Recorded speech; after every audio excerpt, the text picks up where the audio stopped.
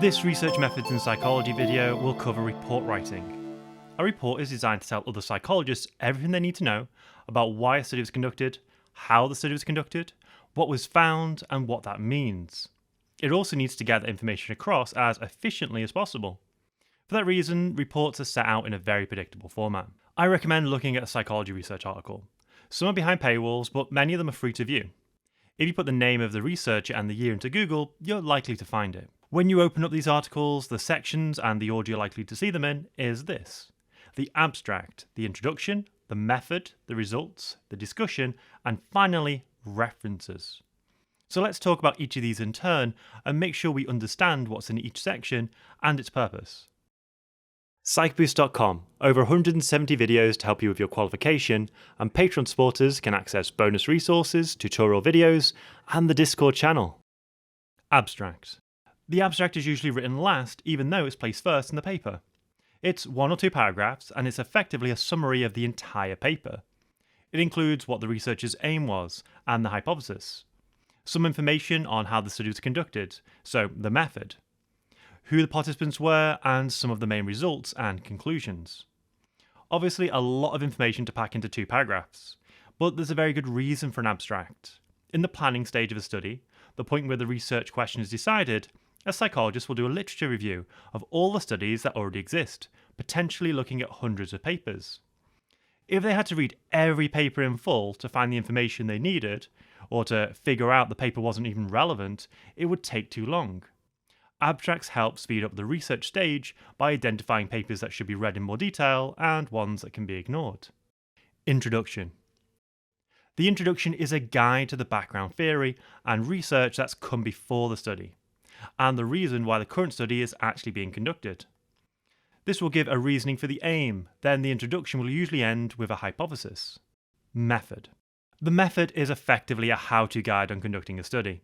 Replication is important in science, so you need to give all the information that another researcher would need to replicate your study, and hopefully repeat your results.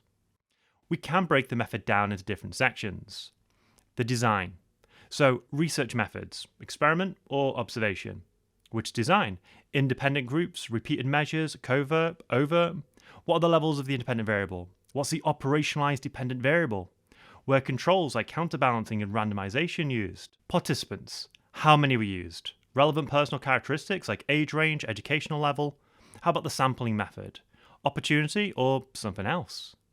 Materials. So any equipment needed to conduct the study like hidden cameras, stopwatches or EEG readers. But also paper questionnaires, pictures or word lists. Procedure. The procedure is effectively a step-by-step guide on how to actually do the stages of the study using what I've just mentioned. If the researcher is using a list of standardized procedures to reduce extraneous variables, they can include that here. Now, for each of the choices they've made in the method, the researcher may justify these choices. Results. The results section is an objective summary of the data collected. So there'll be tables of descriptive statistics, so maybe mean scores and ranges. Relevant graphs are used to help the reader interpret the data visually. There'll also be a calculation using an appropriate statistical test to show if the results are significant. Discussion.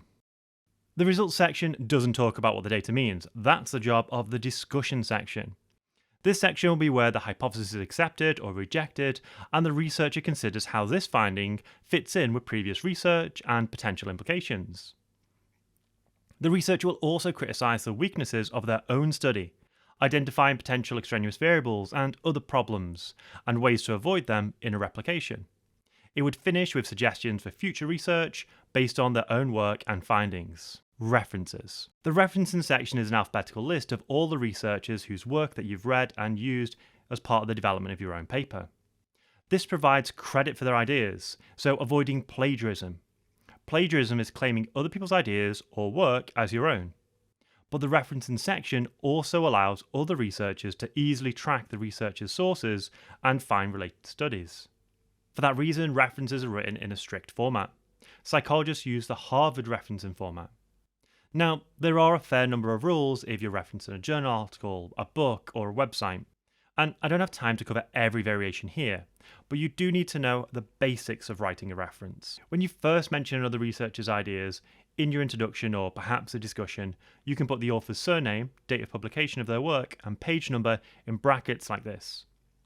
Or if you mention their name directly in the text, put the date of publication and the page number in brackets after their name.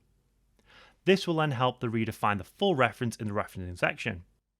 In the referencing section, start with the author's surname, then initials, and then the date of publication is written in brackets. Followed then by the name of the journal article or book, the location of publication, and then the name of the publisher. Here are a few examples.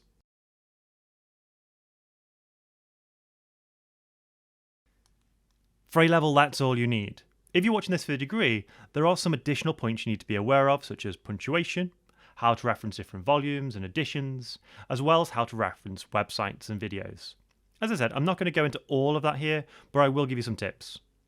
In all honesty, if you're making a reference section at uni, just follow this link. Find the unique reference number of whatever you're referencing, called the DOI, and it'll spit out a formatted reference. Secondly, start a Word document early on at uni.